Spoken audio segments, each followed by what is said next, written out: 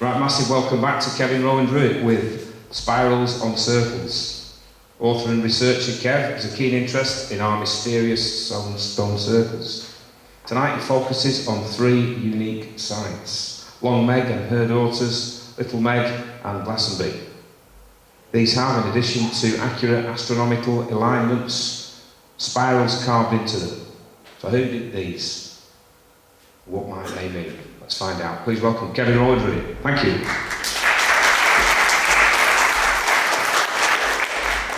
Thank you, and good evening. It's nice to be back here. Nice to see the guy wearing the Damned t-shirt. Saw the Damned in 1977 supporting T-Rex at the Rainbow in London. And appropriately, it's Mark Bolan's birthday today, he was in 66. So rest in peace, Mark. So moving on, spirals on circles. They're lying in Cumbria. I'll show you where it is. This is the Lake District here. Keswick there, Windermere down here. This is Penrith. Just to the right of Penrith, east of Penrith, 6 miles to the east, lie 3 of the most unique stone circles in England. So we're zooming in now. There's Penrith. There's the M6 coming up. There's the Penrith. You go along this little road here to a place called Langwangby, and you turn off. You see little salted water. We'll come to that later. And just there, Long Meg and her daughters. And just above it, there's Glastonbury. First one, in this area in Cumbria, just within a couple of miles of each other, these 3 stone circles. And the only stone circles in England that have spirals carved on them. You find all over, I'll show you some pictures in a minute, all over Wales, Scotland, Ireland, and beyond. But these 3 are unique because they're the only ones in England, and they lie so close together. The advantage of this is, of course, within the space of a couple of hours, you can visit all 3 of them.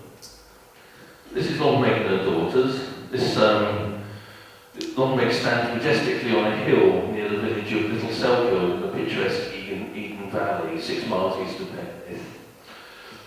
It's called Long Meg and her daughters, and it's 350 feet in diameter, and that makes it the largest stone circle in Cumbria, and the 3rd largest stone circle actually in Britain. Only the Great Circle in Avebury, in Wiltshire, and Stanton Drew just south of Bristol in Somerset are larger than the ring formed by the daughters. That's Long Meg there. She's a 12-foot high sandstone, red sandstone outlier. And these are 66 daughters, or some of them anyway. Long Meg's very impressive, and even a lot of the other stones are even more impressive, some of them weighing up to 20 tonnes. The daughters are a circle of 69 granite giants, as I say, weighing up to 28 tonnes. The sheer vastness of the site never fails to impress and delight all who see it. So, who's been there? A few of you, very good. Or maybe after tonight you'll want to go there, or maybe you'll never want to go there ever. But we'll play it by ear and see what happens. Just down the road from Long Meg, and after the grandeur of Long Meg and the daughters, you may be forgiven at thinking Little Meg is of little consequence, but this aptly named circle is actually, it doesn't pay into significance by comparison, because its diminutive size actually gives it quite a nice charm, and it's also 1,000 years younger than Long Meg, and it has spirals on it, and it's a beautiful little site to visit. I know it looks like a heap of stones stuck in the corner of a field, but it's actually a lovely place. It's very, very quiet, very nice. Anyone been to this one? The same people, yes, that feels, doesn't it? Okay, just down the road from that is another stone circle, although actually when it was built it wasn't a stone circle, we'll come on to this later. This is just outside the village of Glastonbury, and it's a stone circle. Again, very peaceful, lovely place to visit, and it has again spirals with concentric circles on it. Anyone been to this one? Just David, eh?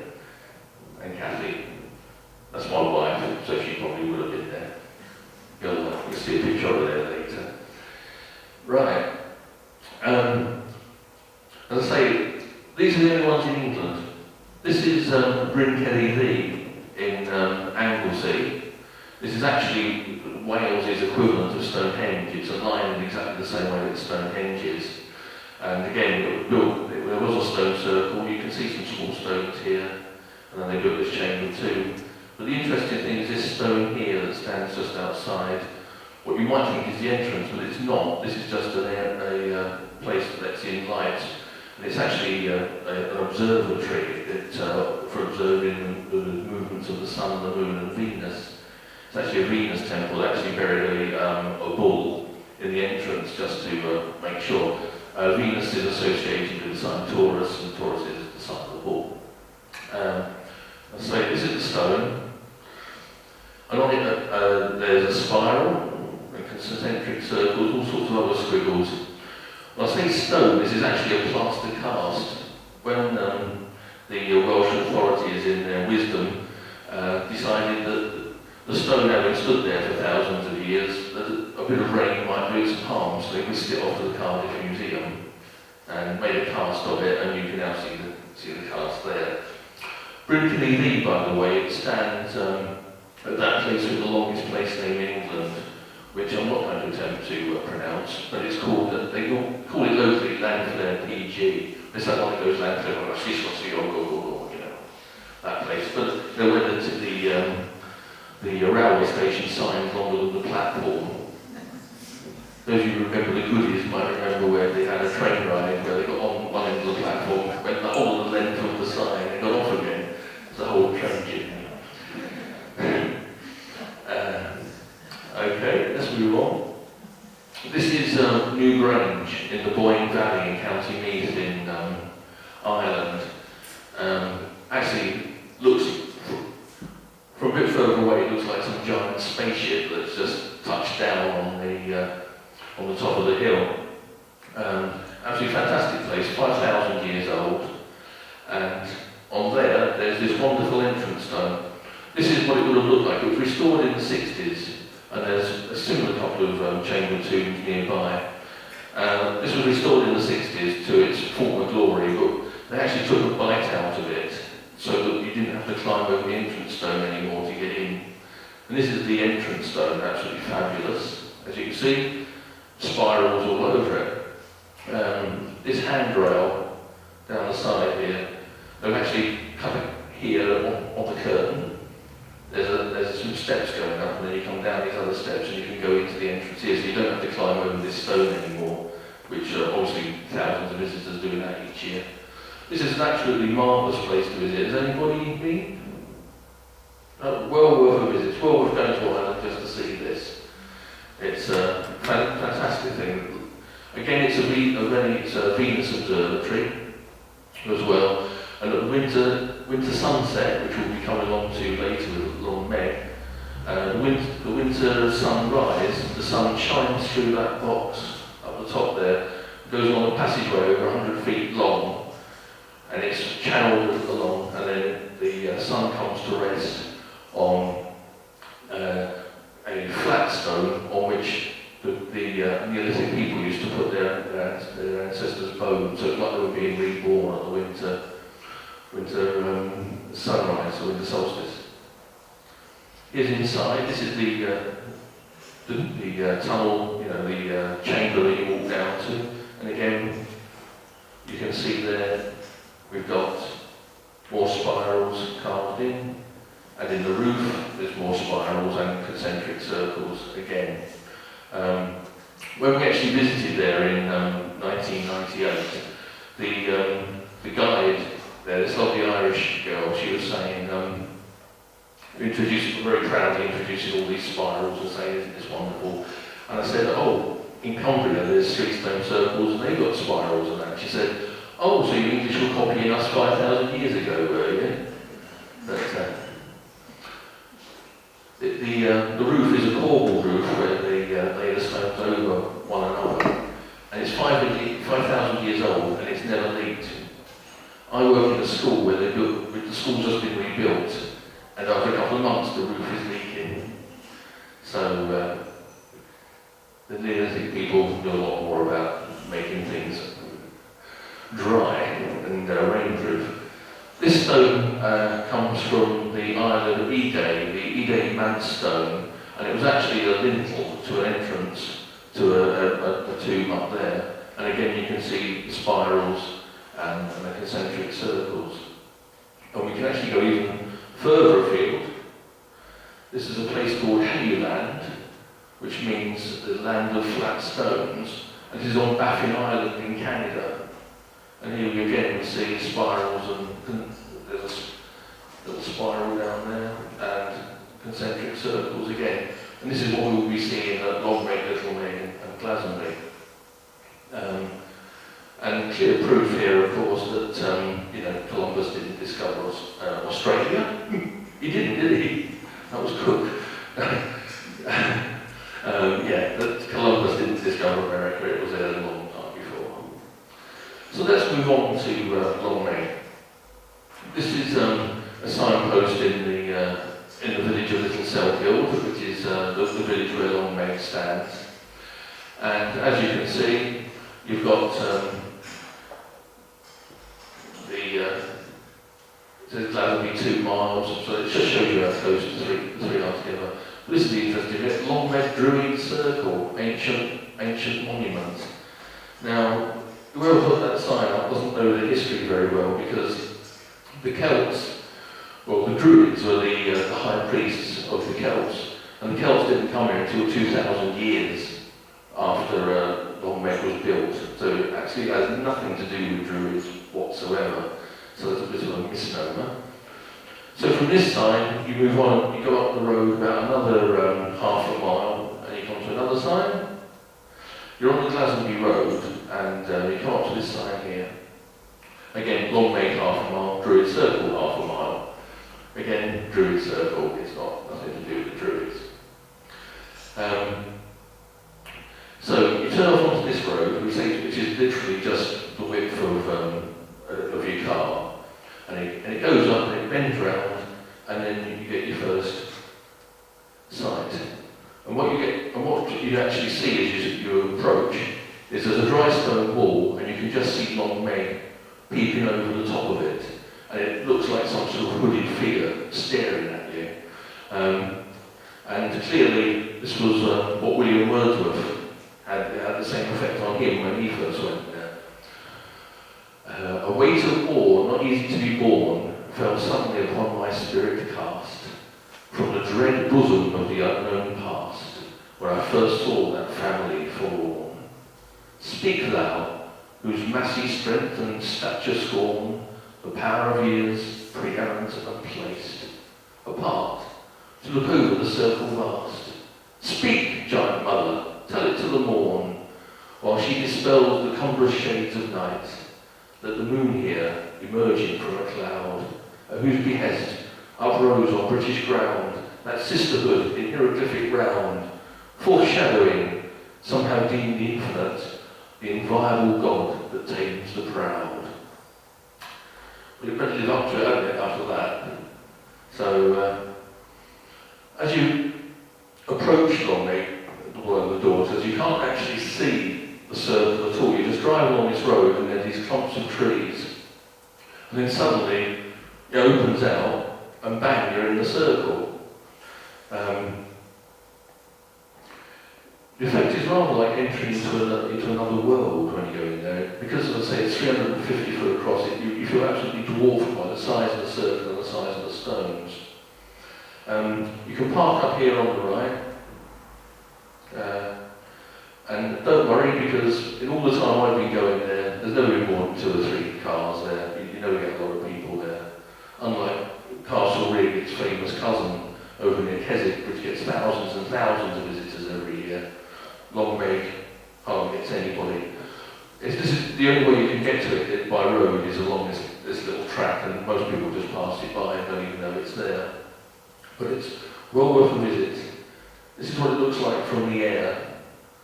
And here's the road down here, and this is where you can just park up here. Or you can actually drive into the circle and park up here if there's a few of you. At Lammas, that's the 1st of August this year, me and Cathy, my wife, we run a training coven, and we had a big ritual up here at Longmeg, and there was 26 of us the middle of the circle. We still felt dwarfed a bit by the circle, even 26 of us. But absolutely marvellous place. We started off around Long Meg, then went through the entrance stones here. These couple of entrance stones, there's Long Meg. There's the dry stone wall that Long Meg peeps over. We were humbled until a few walkers came by. There is a public footpath that comes from another way, and some walkers came along. But for some reason they didn't come anywhere near us, probably because one of us was wielding a big scythe. But who knows? If you don't happen to have a car and you need to get there by public transport, then it's a bit of a rigmarole, I'm afraid, to get there. The nearest train station is Langwatherby, and that's 2 miles away. And that's on the Settle to Carlisle line, so probably you have to get a train from Preston up to Carlisle, and a train from Carlisle down to Langwatherby, and then a taxi or something for the last 2 miles, or enjoy the walk. So it's a bit of a different place to get to.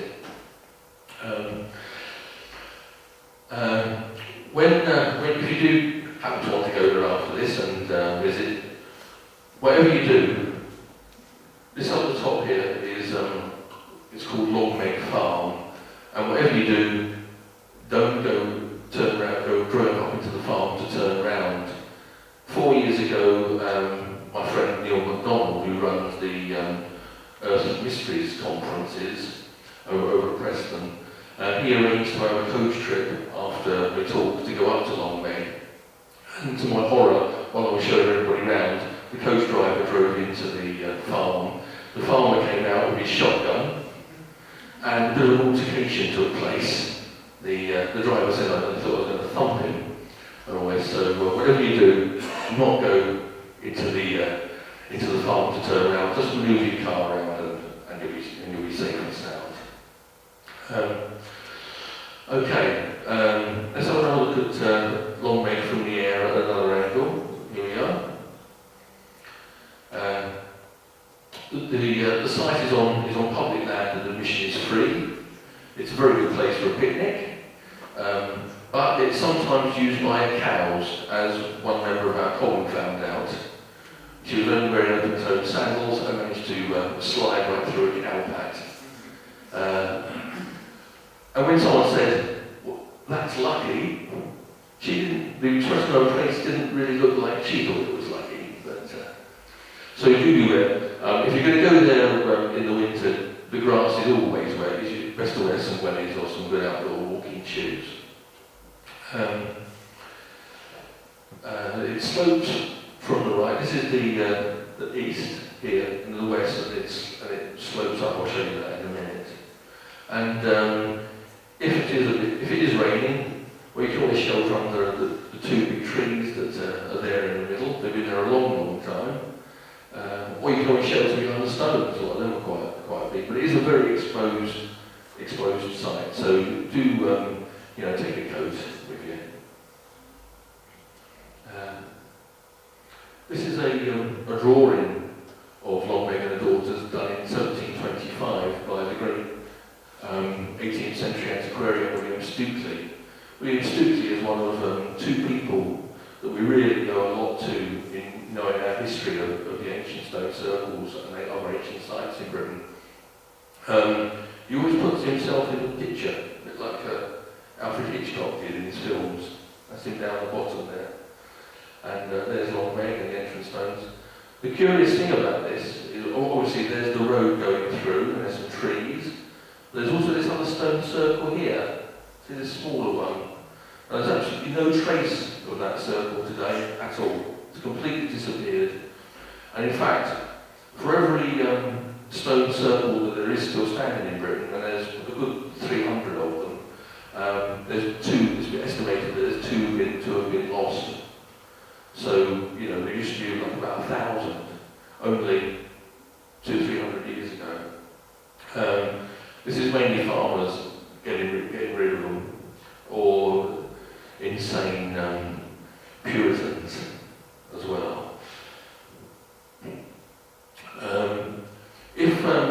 If you need disabled access, really you can't really get onto this site, but you can drive through it and get a good view of it from the car. circle, so that's what it was like about 300 years ago. Let's have a look at what it was like, what it's like now. These are the daughters in the eastern quarter. They stand on the flat ground. Quite impressive. Quite a few have fallen over, but there's plenty still standing. This is the western quarter. Now remember I told you that the land slopes from east to west, rising. So the stones that are on the western quarter form the local horizon, so you can see the angle of it. It's not too difficult to walk about on, but if it's slippy, it's not so good.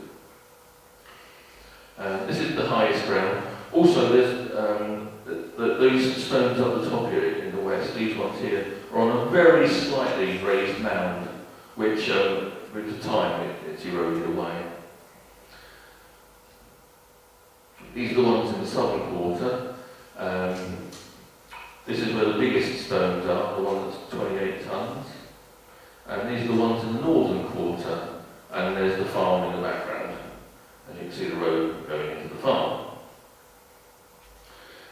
Most of the stones in the northern quarter have actually fallen over. Right, so in the southwest of the circle are these four entrance stones, and this is where Long-Meg stands. These are the four entrance stones here, and it's Long-Meg. And it's very significant that it's in the southwest because that's where its alignment comes from. The alignment from Long-Meg through the entrance stones goes right to the centre of the circle. And that's a significant with alignment with the winter solstice, which we'll come on to in a minute. So let's have a look at Long-Meg herself.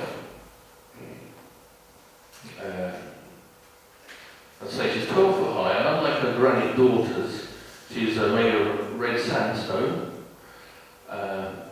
The daughters actually, the red sandstone, this is indigenous to the area. There's lots of sandstone in the Eden Valley, but the daughters, the 66 daughters, are all come down from Scotland, brought down by the Ice Age glaciers.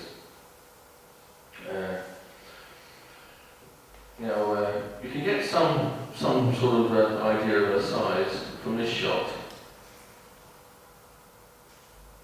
I don't know what these people are up to, but they're obviously having a good time of some sort. And this is Long-Meg looking like a hag. If you can see, can you just make out that it looks like she's got a sort of sad eyes here, and a nose, and a mouth, sort of down-turned mouth. Then some say this is her witch's hat that she's wearing as well. Well, the reason that she's called Long-Meg is it's said that she looks like a witch called Meg of Meldon, who was around at the same time. But I don't think this is actually true, because Meldon is in Northumberland, and she must have been quite a legendary witch if somebody built a stone circle hundreds of miles away and named it after her. But I don't think you can make it out on this shot, but she's got some spirals on her. So let's move on. You can see a little bit better on this one, here and here. But anyway, I've got a drawing. So these are the carvings on Long-Meg. Now much speculation has been made about the markings on Long-Meg, which have been found perhaps significantly on the side that faces the entrance. They consist of three sets of carvings, which with over 4,000 years of weathering have become rather faint, but are still recognisable. The upper carving consists of three concentric circles, the largest being about 8 inches in diameter. In the centre of them is a circular depression known in archaeological terms as a cut mark. There's cut marks are found on ancient sites all over Britain, Ireland, and indeed all over the world. In the centre of them, below this carving, there's a slightly larger one of 4 concentric circles, but with no central cut mark. To the right and down from this carving is one of a spiral. Now, strangely, the spiral is actually easier to see from a further distance away than close up. And then finally, near the base of Long-Meg, there are some more concentric circles and spirals. So let's move on to the... This is a close-up of the concentric spiral with the cut mark in the centre there. This is the central group, about halfway down Long Meg. And is the spiral. As I say, not quite so easy to see, but you can see it easily from a distance. And in this one you actually see them a lot better. So, now, the big question is, what is this all about? Why spirals and why concentric circles? Well, really, it comes down to what everything, the building blocks of life, what everything is about. The circles and spiral markings are the ones that are very significant to me, especially when we try to think with a Neolithic perspective. To the Neolithic farmers that built these sites, life had probably been seen as cyclic. These days we tend to see life of it's 2013, 2014, 2015, whatever, just a sort of numbers. But to the Neolithic people, indeed, to farmers today and to modern pagans, they see life as cyclic, as a wheel forever turning. So you have spring and summer and autumn and winter, although we seem to have very strange seasons in this country now. We have winters that go on for 6 months and summers that go on for a few months, and then we're back into winter again.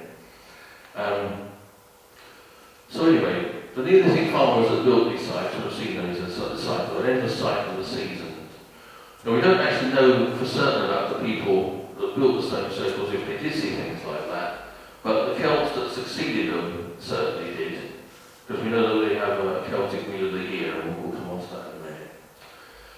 The circle to the Neolithic people was obviously very significant to them, for that was the shape that they chose to build their structures. They would observe the sun, moon and planets arcing over them in the sky. Of course, back in the Neolithic days, there was no television, there was no Coronation Street to keep you interested.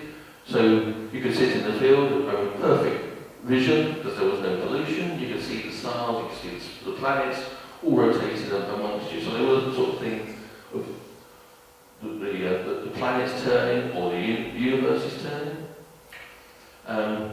Perhaps they came to think of the whole of creation as a circle or a spiral, and that's why they chose these shapes in particular to carve on their stones.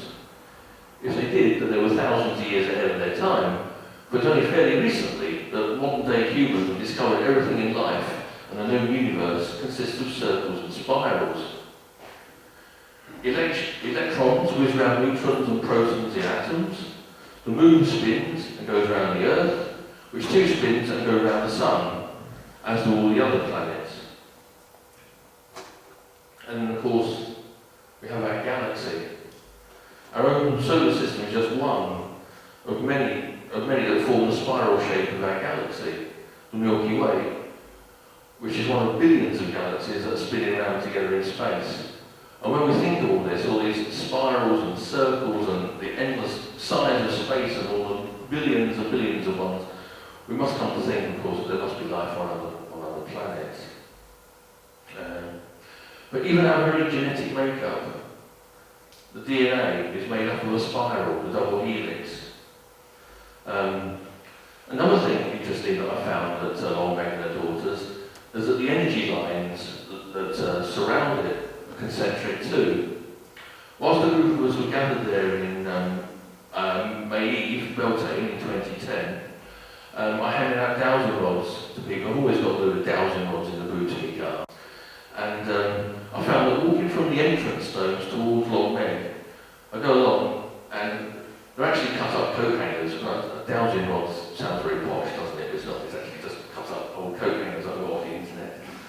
And you start off at the entrance stone, or you can start at Long Meg, and walking towards the entrance or towards Long Meg, the rods suddenly cross over, and then they open out again. Then you move on a bit again, and they cross again, and they open out again. Then you move on again, and they cross. And in the 60 feet between the entrance stones and Long Meg, I found they crossed 3 times. Another interesting thing with this is, if you turn left or right and follow it along, they stay crossed along the lines of energy. So, and we've done this many times. When we had that celebration a couple of months ago back up there, again I handed out the rods to people again, they were finding the same thing, these concentric circles of power.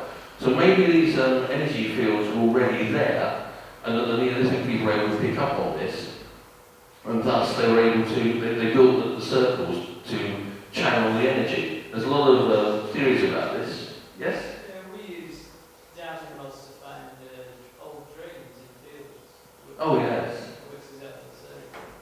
Yeah, I mean, you can douse for anything, actually. About a month ago, wasn't it? My wife is a burlesque performer, and as part of her act, she does a fiery tassel twirling, where she sets fire to these tassels and makes them go round and round and round. This is significant. And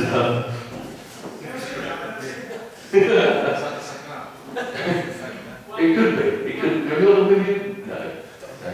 But there is a show at DEJAN in town on the 24th of October. So why do you think it actually works over drains? I know what it does to put it myself. Right, well, what I'm saying is you can douse for anything. And my wife had lost these tassels, right?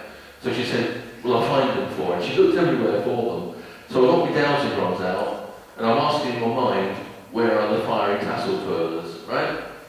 And so I start going over all her outfits. It's not there. I go onto the dressing table, and suddenly they crossed over above this box. And she opened the box, and in the box there were the tassels. Only they were her reserve pair, not the actual ones that I was going to be looking for. Anyway, we went away and did something else. I came back later and she said, can you find the my main pair?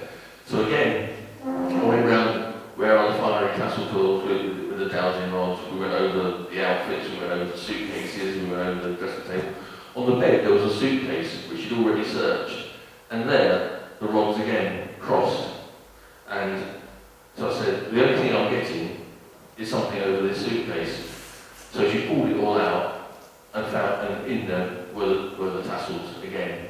So we found in that one day, and she bought me a meal for doing this, so because they cost a lot of money. So, but you can literally douse for anything.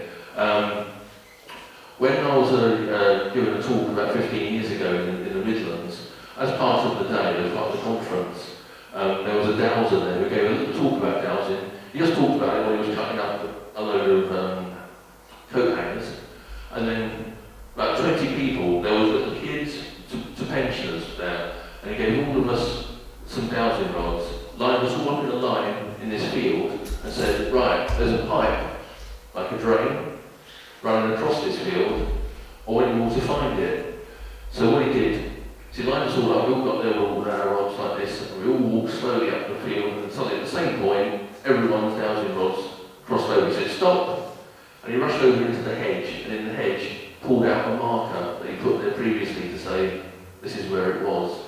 And I've been impressed with dowsing ever since, and I've been using it to find anything else. When we came back from this conference, I was telling a friend of mine who was a bit sort of cynical about this, I said, well, if you want it badly enough, you can douse for it. So we took his keys off him, and he was in the kitchen, and we went into the front room and hid the keys in the front room and said, right, if you want your keys back, you have to go and douse for them and find them. And sure enough, we went in there, walked round and round and round, they crossed over and there were the keys. So you can just find anything. It's just an inbuilt human ability to find things that we don't know how it works, but we do know it does work. Actually, I don't know if he still lives here. Mr. Swan, what's his first name? Eric. The guy Eric Swan, who used to live in Yorkshire and was chairman of the British Dowsers. He moved to St Anne's many years ago. I don't know if he still lives here.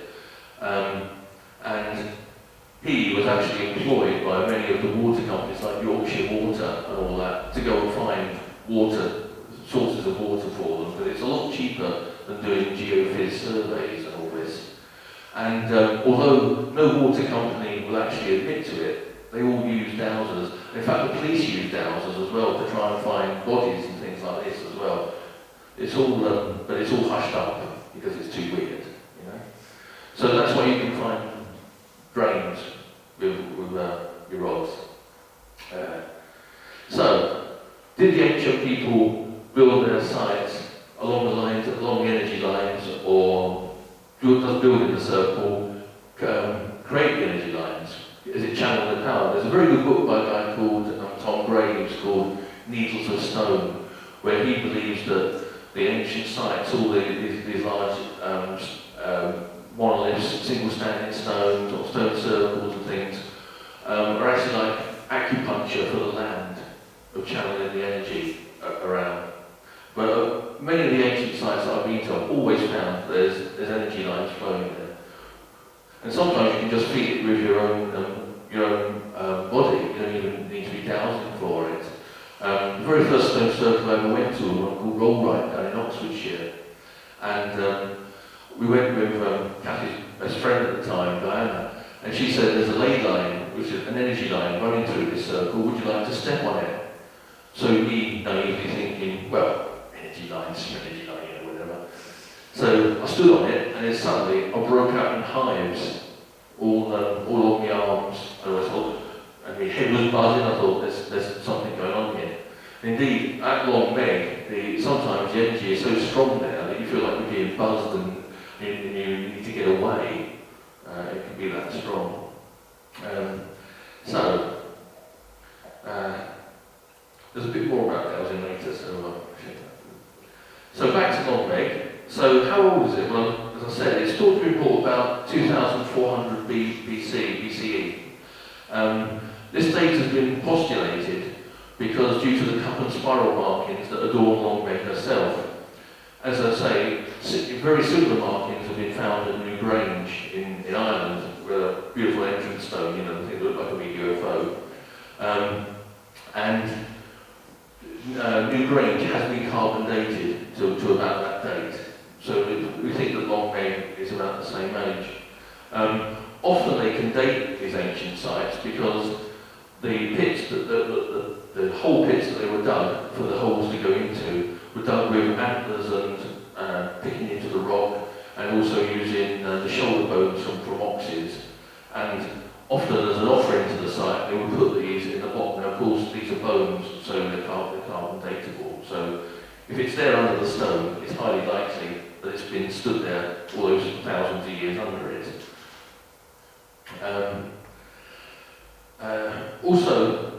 The fact that the stones are close together and so large points to it being of the Neolithic era. As a general rule, if you get into going around stone circles, or if you do already, if the circle is big, like Long Meg or Castle Rig, then it tends to be Neolithic. If the circle is much smaller, like Berkeley Common in Cumbria, and the stones are smaller, like Little Meg, which we'll see in a minute, then that tends to point to it being Bronze Age, about 1,000 years later.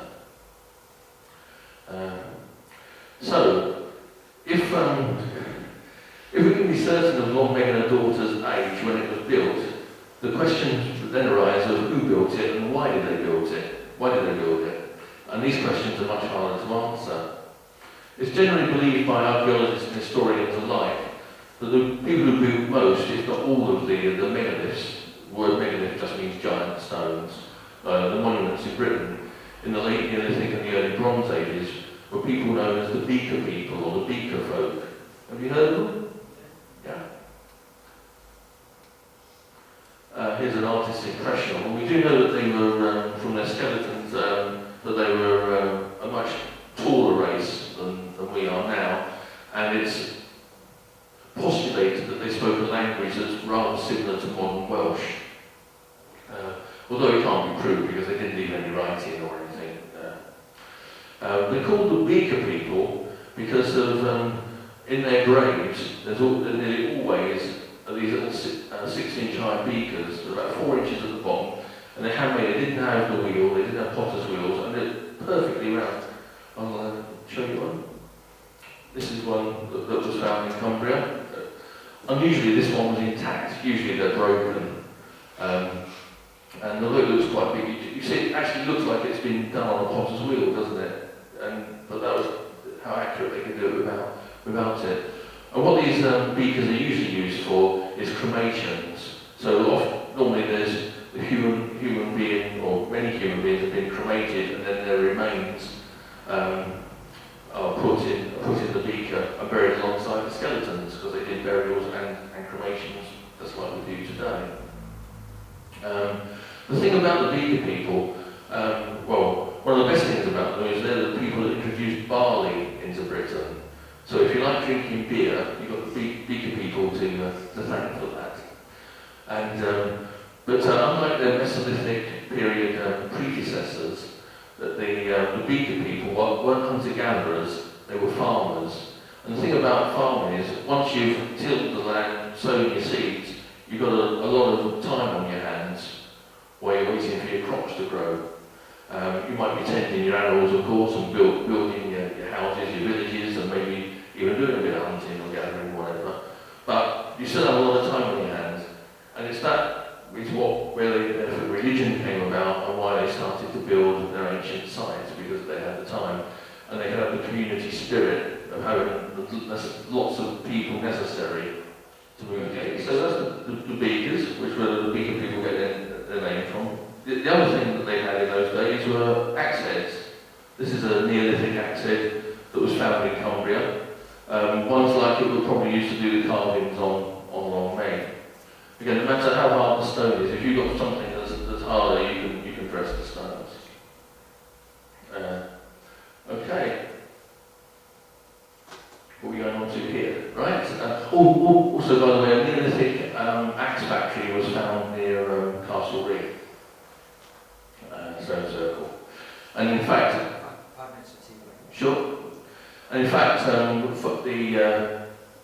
those axe heads from Cumbria are found all over Britain, actually. So there was obviously some trade going on in those days. Now this is just to represent a witch's circle. Moving on to this because there's a lot of local folklore about Long Meg and her daughters. Long Meg was reputedly a witch. As I say, popularly named after the 17th century witch Meg of Meldon, but that's Meldon is in Northumberland, and the daughters were a coven, and that's a very big coven. Local legend has it that they were turned to stone. One version of the story says it was by a magician, another by a 13th century wizard from Scotland called Michael Scott, for the sin of dancing on the Sabbath. This tale was probably contrived by Christians centuries ago to demonise the site, perhaps to ward people off from visiting it, and or to serve as a warning to those that might be tempted into the then perceived evils of witchcraft. In those dark days, any woman found guilty of being a witch could be hanged in England, as the famous Pendle witches in the neighbouring county of Lancashire found out to their tragic cost. Contrary to popular belief, witches were not burned at the stake in England, but hanged. Witches were, however, burned at the stake in Scotland. This demonising of prehistoric sites is quite common in Britain. One of the stones at Avebury is called the Devil's Chair, and has a legend associated with it that if you run around it anti-clockwise 100 times, the devil appears, whilst the site in Yorkshire is called the Devil's Arrows. Another well-known tale is that if Long Meg herself is chipped, she will bleed. Perhaps this came about from her being made of a red-coloured stone. A further legend associated with Long Meg and her daughters is if you count the stones and get the same total twice, the spell that keeps the witches in their petrified state will be broken, presumably to dire consequences for the unfortunate numerator.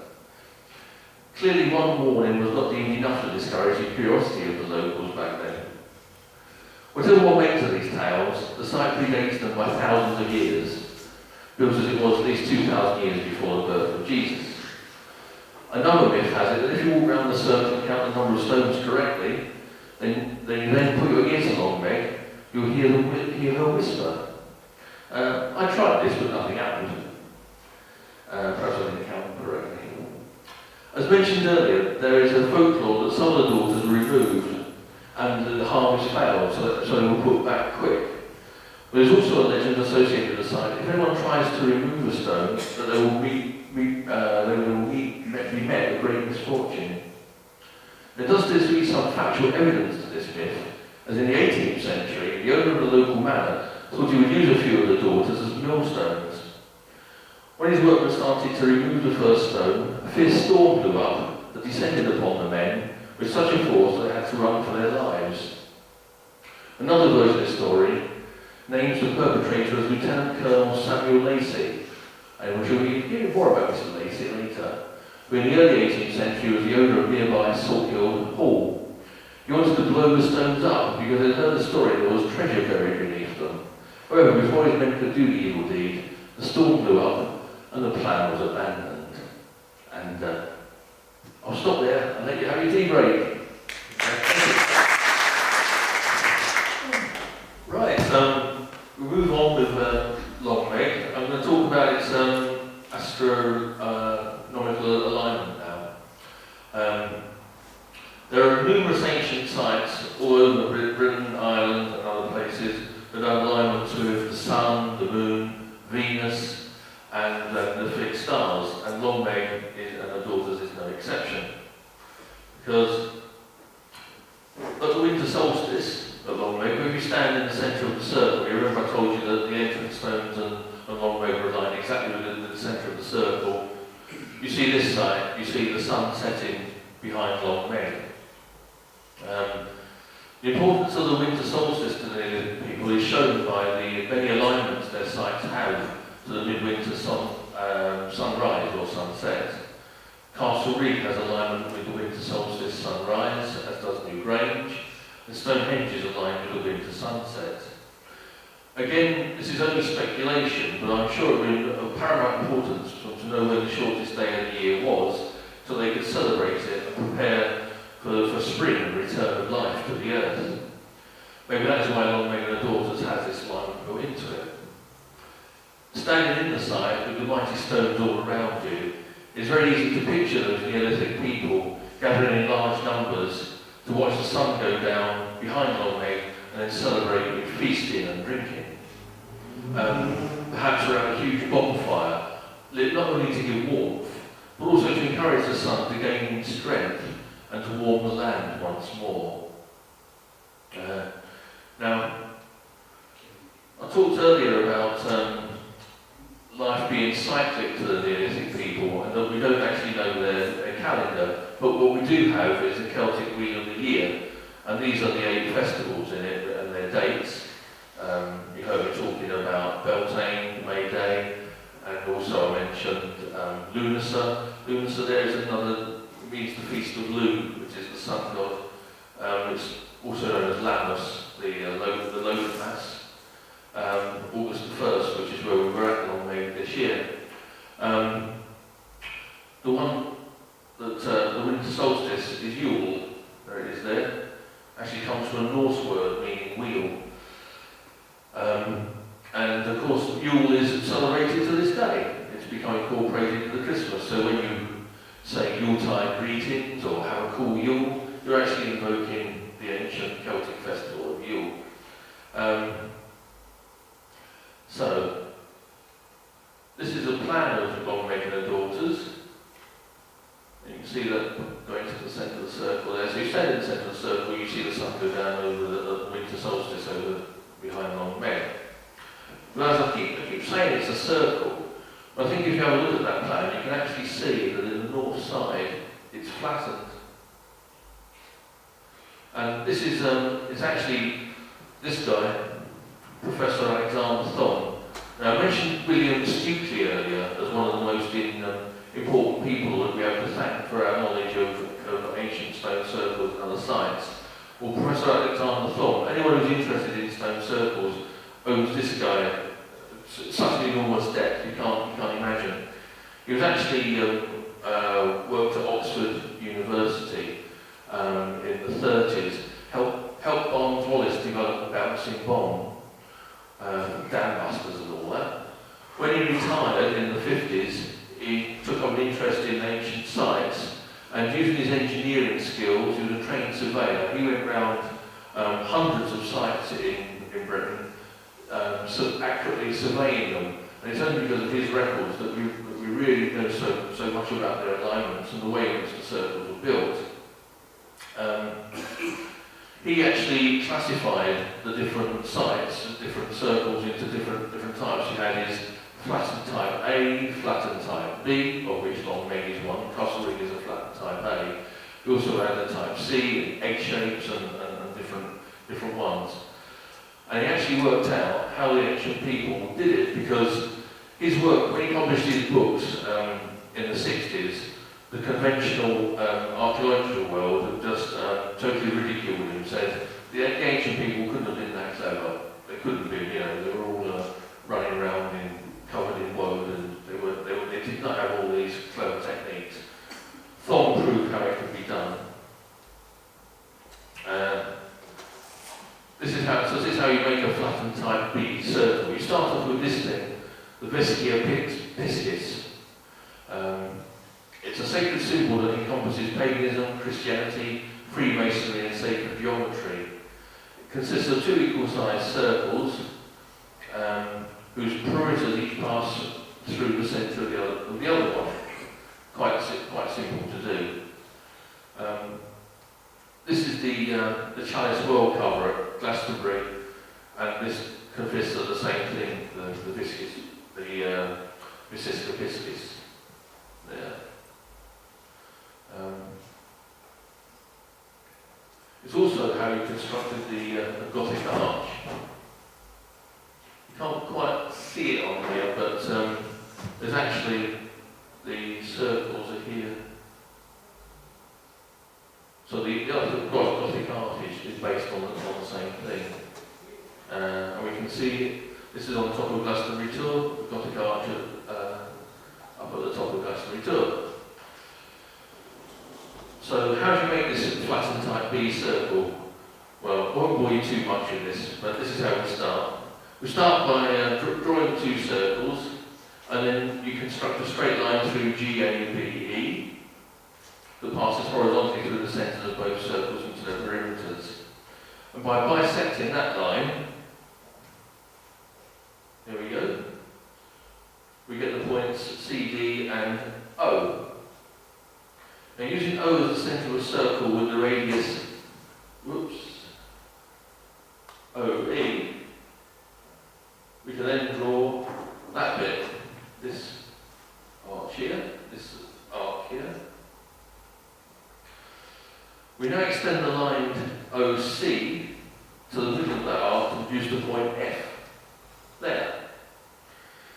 Finally, we draw a straight line from F through A until it reaches the perimeter of the left-hand side at this point H, and then using that FH as the radius, you complete the flattened type B with that arc of HI. And all that can be done with just two stakes and one piece of rope. You don't have to do any measuring whatsoever. It's all just about bisecting and constructing arcs of circles. And if I turn that long leg up the other way, you can see the same shape. Okay. So that's how they did it. You can actually do it yourself at home, just with a compass and a ruler. It's dead easy.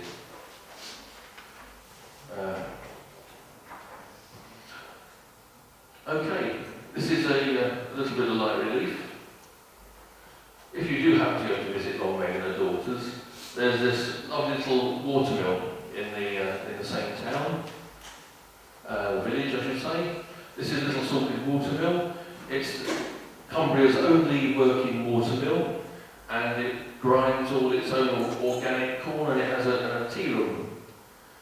It produces all these different flours that make excellent bread. I made bread myself. At the Lammas ritual, I bought some of their flour, and for the Mabon ritual that we had a couple of weeks ago, I baked a bit of bread for it, so it sort of continues it on. So here's the tea room. It's a lovely tea room. We took all 26 of us down to it. We totally blew their minds, filling the place up, because they only just their seats about 20. So they had to really work their socks off to serve us, but they did well. Absolutely superb food. It's award-winning. There's their award, presented to them by the hairy bikers. So, well recommended for if you're a stone circle enthusiast, a little bit of light relief there, you know, a very nice cup of tea and a nice scone or whatever you want there. They do a very good cheese on toast, which I would recommend. They also, by the way, they also do tours of the building, and you also learn how to bake bread there as well. So they do nice little courses. It's all online. They also have the water mill. So, having visited Longmeg, you go back to the way you came from Longmeg, back down the road, back onto the Glastonbury Road, turn left, drive about half a mile up the road. The road suddenly opens out, and you can park up there. There's a 5-bar gate, and you get out. The 5-bar gate's up the top there, and then you just walk down into the field, and you come to Little Meg. Little Meg, as you can see, is very, very different to Long Meg. It's also known as the Mohangbi Circle. It's much younger. It's 1,000 years built 1,000 years earlier in the early Bronze Age. A 19th century drawing shows the site to consist of 11 stones in an asymmetrical ring about 18 feet diameter at its widest, with a cyst, a pile of stones in the centre, overlaid with a mound of earth. Like Long Meg, Little Meg was built by the Beaker people, although, as mentioned before, the Stone Age circle builders didn't build for building their stone circles with either large stones or large diameters. So you get down there, you get down to Long Meg. Unlike Long Meg, there are no signs at all to indicate the whereabouts of Little Meg. You just have to find the 5-bar gate and walk down to it. So just keep a good look out for the gate. And there's also a sign saying St Michael's Church, a footpath. So in this shot, we're looking from the circle back at the road. The stones are quite easy to see, but at other times of the year, there's not. This is what it looks like when the grass is longer, much more difficult to find. Also, this circle is on private land. It's there's a farm just up here. It's a bit of a building there. Several times we've been there. The farmer's in the field. He's not bothered. As long as you're not trampling his crops or scaring his sheep, that's fine. Obviously, if there's sheep in the field, you know, you've got a dog, don't take the dog in. Leave the dog in the car or whatever. Also, in the winter, it's quite easy to spot. But if it's foggy, it can be, you can actually see it from the road, so you have to know it's there. But all these pictures will give you an idea of what Little Meg's like. We've been there several times a year. It's always lovely. It's very, very peaceful because it's so small, and all you ever hear is the sounds of the wildlife in the area. It's lovely. It's absolutely delightful. Now the stone that's of interest is this one. It's fallen over here, but it's got spirals, and it's got a spiral on it and a concentric circle, and I'll show you that. Here it is again, and this is a much better shot.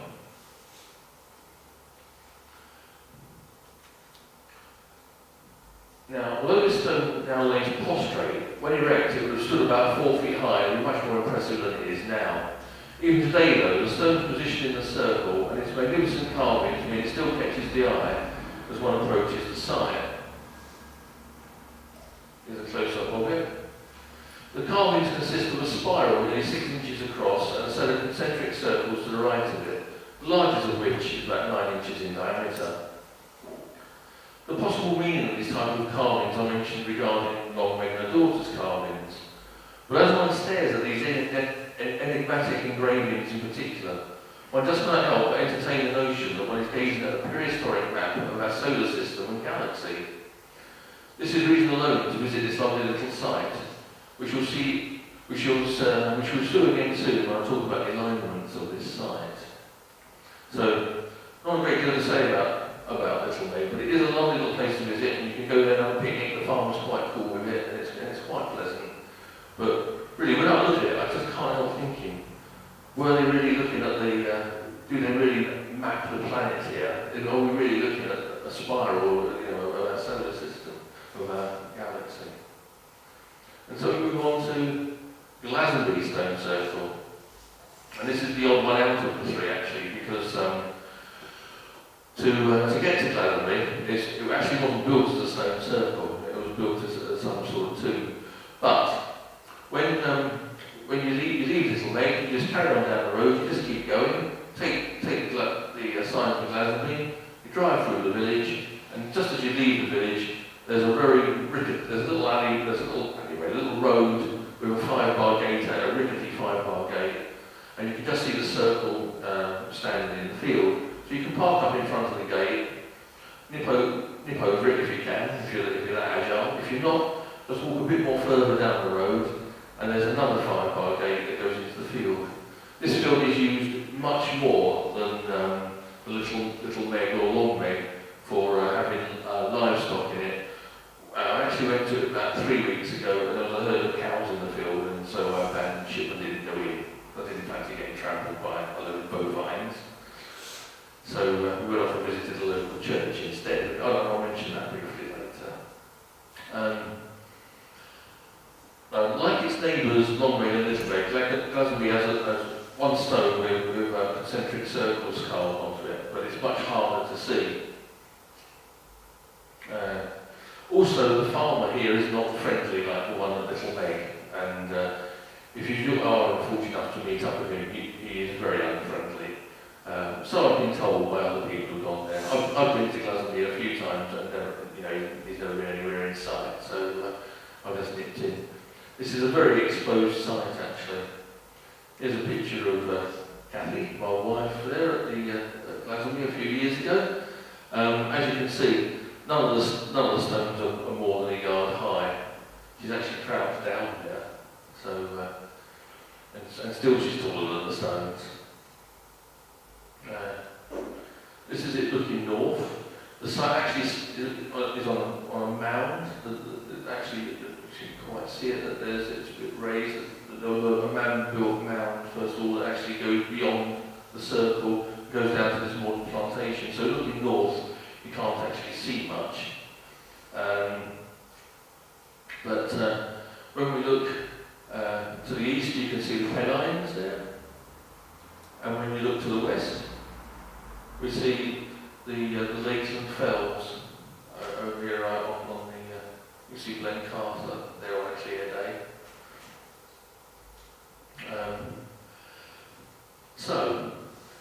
However, this isn't how it was built. This is what it might have looked like when it was actually built. Because what it is, first of all, they put this small stone circle here, but these stone circles were only put. These stones here were only put here to hold these other boulders. And what they actually done was they got a load of smooth boulders from a nearby river, the River Eden, which is only about a mile away from it, and they just piled thousands of them on top of each other. The place was actually excavated in about 1900. But unlike modern excavations, where the people photograph it and they treat it all with respect, and at the end of wherever they've excavated, they put it all back how it was. This excavation was just nothing more than just destroyed the site. They removed all the cobbles. There's no sign of them today whatsoever. It's written in the write-up of the excavation. So they were taken away, never to return. Thus the original site was both desecrated and destroyed, leaving us with the ruin that we see today. Once revealed, the stones were found to be of several types, including granite, sandstone, and a type of stone called grits. Now, this is absolutely unique. There's not another stone circle anywhere in the world where this technique has been used. But there is a similar site just up the road near Penrith at Mabrahenge, where a similar technique was used. This is Mabrahenge from the air. Thankfully, it survived the M6 going right next to it. They didn't put it right through it, like they have done with some stone circles elsewhere in the country, put railways or roads through them. And Mabrahenge was constructed using a very similar technique. It consists of that horseshoe-shaped mound. It points exactly due east, so it's aligned with the equinoxes, the sun rises on the equinoxes, at which point the sun comes through this entrance here, and falls on this stone here, which we now see. Originally with Mayborough there were eight stones, 4 in the centre and 4 in the entrance, but the other 7 have been removed. I like to think that they've left this one in as it's like the seed in the womb. Anyway, maybe a henge isn't really a henge. The definition of a henge is where you dig a ditch and throw the spoil up to create the mound. But that's not what was done at Neighbour. What they did was, there's two local rivers, the Egremont and another one, and they got, again, these smooth boulders from the river and piled them all up, thousands and thousands of them. And although with time, soil has been deposited on it and even trees have grown there, at places the boulders are still exposed, you can see in here. It's quite an eerie place to be at night as well. I've been there many times. One of the other things I do is I read rune stones, and I do workshops it's an all-day workshop where we make a set of runes out of 25 pieces of wood from branches. And what I do is actually, whenever I'm up at Maybury Henge, I always make sure I visit it, and any branches that are lying around, I'll pick them all up, throw them in the boot of my car. That means that way, when we're making the rune sets, we're actually making them from branches that are grown in a sacred site, in trees that are grown in a sacred site. So it does give it a little bit more of a magical thing. Maybury Henge is also on a ley line that runs from Penrith into some woods about 10 miles further down. So it's on a ley line as well. So there's again got this natural energy coming through. And there's some more of the boulders from the local river making up the henge. And so this is a similar technique. I think you can see there's a few lying around here now, but there's nothing much left whatsoever. What is interesting is this stone here, because when they actually did the excavation and removed all the cobbles, what they found was there were carvings on it. Now I took this photo in 2004, and you can't really make it out hardly ever. It's really weathered very badly. It's got this lichen all over it. But this is a drawing that was made at the time of the excavation, and as you can see, we've got these sets of concentric circles here. Actually, in one book, the first book that I used to find it is a book called The Stone Circles of Cumbria that I got in the early 90s. They said that it gave a Mickey Mouse effect with the ears and the head. But to me, it looks a bit more like a monkey. But I don't know what you think. But so until 1900, it wasn't known that there was this other stone circle that had these concentric circles carved on it. Here's a photo that was taken a much long time ago, and you can make it out a bit better on this one. You can see those diagonal lines at the bottom. But again, it's very difficult to see. As I say, I've been unable to photograph it very well, but it has the spirals on there. Right. When they did that excavation, they found this beaker. This beaker that was found at Glastonbury. It's now in the museum at Carlisle.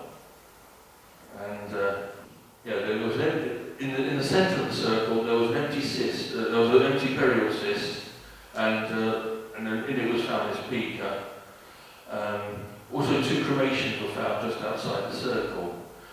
One of the cremations was contained in this beaker near to the stone with the carved markings on it. So obviously, the stone with the circles on was very, very sacred to them because they chose to bury the cremations by it.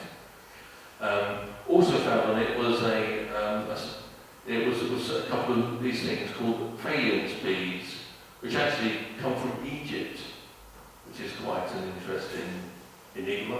Why were there beads from Egypt found in this stone circle, this interesting tomb in Glastonbury, all these miles away? Obviously there must have been some sort of trade or going on of some sort. It's a type of phalanx is a type of glazing that originated in Egypt, and it's likely that the bead may have originated there. It's probably an indication that the ashes of somebody very important were interred in the mound. The bead and beaker are now in the Carlisle Museum and are the reason for the site being given an early Bronze Age date and attributed to the Beaker people. We come back now to me dowsing with a pendulum this time at Castlereagh. Now I mentioned earlier that I did dowsing with rods at Long Meg and the daughters. I also mentioned alignment at Little Meg with regards to the latter. In the 60s, Professor Thom, who we saw a picture of earlier, he found an alignment between Long Meg and the daughters, Little Meg, and a place called Fiends Fell up in the Pennines. A line drawn through the centre of the two circles aligns with Fiends Fell, and Thom wrote that on the days of Beltane and Lunacy, or Lammas, two of the festivals in the Celtic Wheel of the Year that we saw just now, the sun will be seen to rise over Fiends Fell as viewed from Long Meg. Looking the other way, from Little Meg to Long Meg, one was the sun going down and over the Long Meg circle on the days of Samhain and Imbolc, two more of the Celtic festivals in the Wheel of the Year. Now, whether or not these alignments are actually used or coincidental is hard to say. They cannot be seen today because all the trees that have been planted and now obscure the sightline between the two circles. Anyway, a friend of mine told me that the alignment extended on to Castlereagh as well. And as I'm someone that's very interested in ley lines, which are these ancient energy lines, ancient tracks that were discovered out from Watkins in the 1920s, and later been found that they have energy flowing along them. I wondered, is there a ley line between Castlereagh, Little Meg, Long Meg, and Fiends Fell? So I actually got my pendulum out at Castlereagh and found, yes, there is a ley line there. To detect a ley line with a pendulum, what you do is you deliberately swing the pendulum and walk about, and if there's an energy line, it changes direction and the pendulum starts swinging in a different way. Just the same in the way that the dowsing rods open up and cross. So I found this, so I'm only going to whip through this because I did a talk on ley lines here last year where I talked about the same one. So we'll just whip through it quickly. What I found looking on the map was that about 5 miles down the way was a Roman road, and the Roman roads often follow the lines of Neolithic roads. The Neolithic people built roads as well, and they built them in straight lines. Often when they excavate down, they find a Roman road. If they then excavate further, they find a Neolithic track or road underneath. So here's the main trunk road, the A59, 66, something like that. The road that runs from Penrith to Keswick anyway. And this is the remains of a Roman camp. We've got the eastern rampart here and the southern rampart here. And, of course, the straight Roman road as well. So now I've got 5 points. And Alfred Watkins always said, if you've got 5 points, then you're going to make yourself a ley line. So I then carried the line on, looking on my map, on my Ordnance Survey map, and what did I find? I found it goes through this Greensway Hall, 5 miles on, which lies on the course of a Roman road. Then we have Fort Putnam, which is actually a folly, and then from there it goes on through this, it passes through a place called Cateland Hall, which has this thing, a Pele Tower, which isn't named after the Brazilian footballer or the Hawaiian goddess. No, these Pele Towers, there's one of 90 that were built in Cumbria during the time of Edward I. They were built to ward off marauding Scots. It's also why a lot of the roads in Cumbria are very narrow. It means that only 6 people could march abreast down it, because the Scots used to come down and nick all the ancient Cumbrian people's sheep. Around the back of it is this more ancient site here, which looks to me like an ancient mound, although it said it's the foundations of a 12th century priory. We then go on through Nunwick Hall, and through Long Meg, through Little Meg, and end here at Fiends Fell. The lake is actually 24 miles in length. And with that, we actually come to the end of my talk tonight. So I'd like to say that's all